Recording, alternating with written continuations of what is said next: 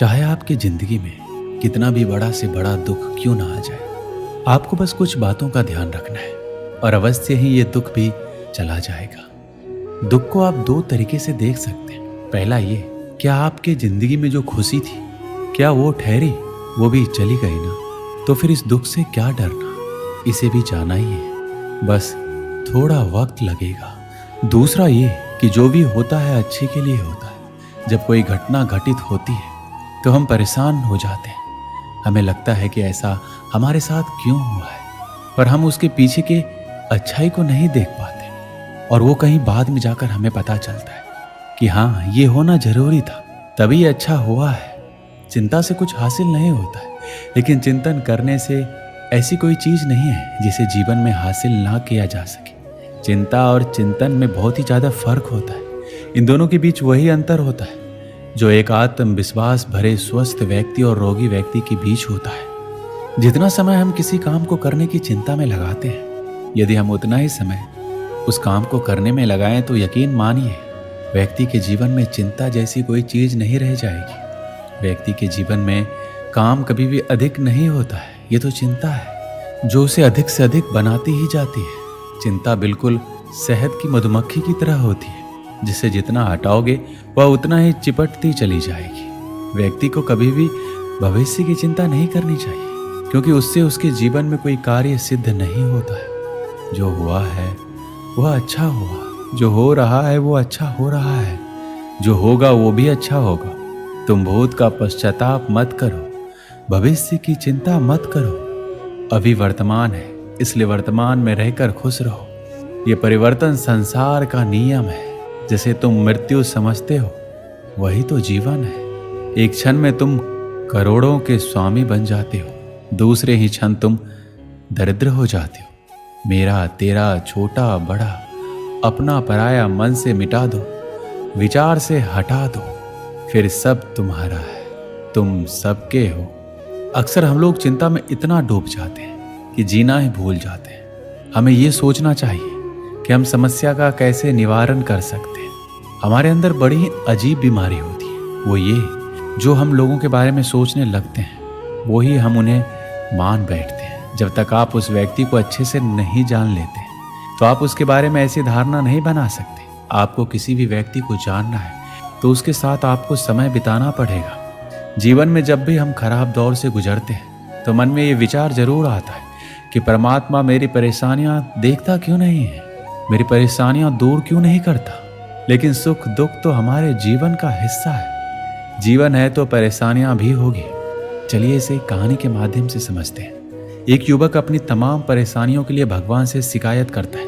उसे लगता था कि एक वही अकेला इस संसार का सबसे दुखी व्यक्ति है, सिर्फ उसी के जीवन में तमाम मुसीबतें। उसको भगवान से इस बात की बड़ी शिकायत रहती थी कि भगवान ने संसार के सारे दुख उसके हिस्से में दे दिए। वह सोते जागते भगवान से प्रार्थना करता और फिर कभी भगवान को दोषी देता तो कभी खुद को कोसता रहता। अब वह करे भी तो क्या करे, एक मुसीबत खत्म होती नहीं कि दूसरी आ जाती। एक दिन उसने सोने से पहले प्रार्थना की, प्रभु मैं आपके सामने कहता कहता थक गया, अब और हिम्मत नहीं बची मेरे अंदर। एक अंतिम बार कह रहा हूं, कृपा करके मेरी प्रार्थना सुन लीजिए। अगर आपको मेरे दुख नहीं मिटाने हैं तो कम से कम इतना तो कर सकते हैं कि किसी ऐसे व्यक्ति के दुखों से मेरा दुख बदल दीजिए जिसके जीवन में मुझसे कम दुख हो। हमेशा के लिए नहीं तो कम से कम कुछ महीने के लिए ही सही, थोड़े दिन के लिए मुझे भी कुछ राहत मिल जाए। अब भगवान ने उस व्यक्ति की आखिरी इच्छा सुन ली और उसे उस रात सपने में भगवान दिखे। भगवान बोले, बालक मैं तुम्हारी प्रार्थना रोज सुनता था, पर मैं उनके ऊपर ध्यान ज्यादा दे रहा था जो तुमसे भी ज्यादा तकलीफ में है। तुम अपने सारे कष्टों को विस्तार से कागज पर लिखो, फिर एक गठरी बनाओ और शहर के मुख्य चौराहे पर जाकर उसे टांग कर आ जाओ। वह व्यक्ति हड़बड़ा कर नींद से जागा।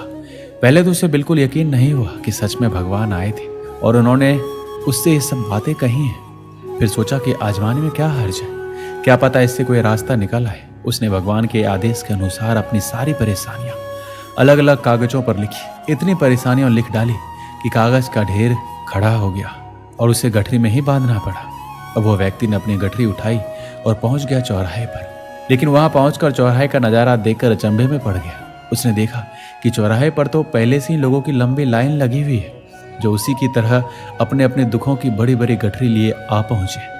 आखिर ये चक्कर क्या है? सब कुछ उसकी समझ से बाहर था। अभी वह इन विचारों में ही खोया था कि तभी एक आकाशवाणी हुई। उनमें सभी को अपनी गठरी को चौराहे पर अलग अलग खूंटी में टांग देने का आदेश हुआ। वहां बेहिसाब खूंटियां पहले से ही बनी थी। सभी ने अपनी अपनी गठरी टांगी और फिर ईश्वर के अगले आदेश का प्रतीक्षा करने लगे। कुछ ही देर में दोबारा से आकाशवाणी हुई और सबसे कहा गया कि सभी लोग अंदाजे से कोई ऐसी गठरी उठा ले जो उन्हें अपनी परेशानी की गठरी से हल्की समझ में आती हो। अब उन्हें वही दुख भोगने होंगे जो उनकी चुनी हुई गठरी में दर्ज होंगे। आकाशवाणी सुनते ही सभी लोग हल्की से हल्की गठरी को लपकने के लिए दौड़े। सबके साथ वह व्यक्ति भी नई गठरी चुनने के लिए भागा। खूंटियों में टंगी समस्त गठरियों को घूरता हुआ वो काफी देर तक अंदाजा लगाता रहा। अब उसे एक डर था, कहीं वह कोई ऐसी गठरी ना उठा ले जिसमें पहले से भी ज्यादा दुख हो। अगर ऐसा हुआ तो परेशानी और बढ़ जाएगी और मुझे लेने के देने पड़ जाएंगे। अब उसके मन में तरह तरह के विचार आने लगे। वह सोचने लगा कि कम से कम वह अपने दुखों से भली भांति परिचित तो है। कहीं ऐसा ना हो चुनी गई नई गठरी में दुख और भी ज्यादा पीड़ादायक हो जाए। ऐसे विचारों में खोया हुआ एक के बाद एक गठरी के सामने से गुजरता, लेकिन तय नहीं कर पाया कि कौन सी गठरी चुनी जाए। उसे यह भी डर था कि कहीं कोई उसकी गठरी ना उठा ले। इस उधेड़-बुन में फंसे उस व्यक्ति ने आखिरकार अपनी गठरी ही उठा ली और चल पड़ा। उसने तय किया कि अब वह इन चुनौतियों का मुकाबला पहले से ज्यादा मजबूती से करेगा। धीरे धीरे वह व्यक्ति को अपने ही दुख दूसरों से कम होते हुए महसूस हो रहे थे और उसके जैसे ही भाव वहां मौजूद हर व्यक्ति में आ रहे थे। दोस्तों, सच में सबको अपना दुख ज्यादा बड़ा और ज्यादा पीड़ादायक लगता है कि वही संसार का सबसे दुखी प्राणी है। पर हम में से भी ज्यादा न जाने कितने और दुखी हैं। कितने ही लोग ऐसे हैं जिन्हें 2 वक्त का भोजन भी मुश्किल से नसीब होता है। जिन लोगों के पास साहस और हौसला है वह आत्मविश्वास की नाव पर सवार होकर आसानी से जीवन की कठिनाइयों से सफलता प्राप्त कर लेते हैं। जरा ऐसे लोगों के बारे में सोचिए जो जीवन मृत्यु के बीच झूल रहे हैं।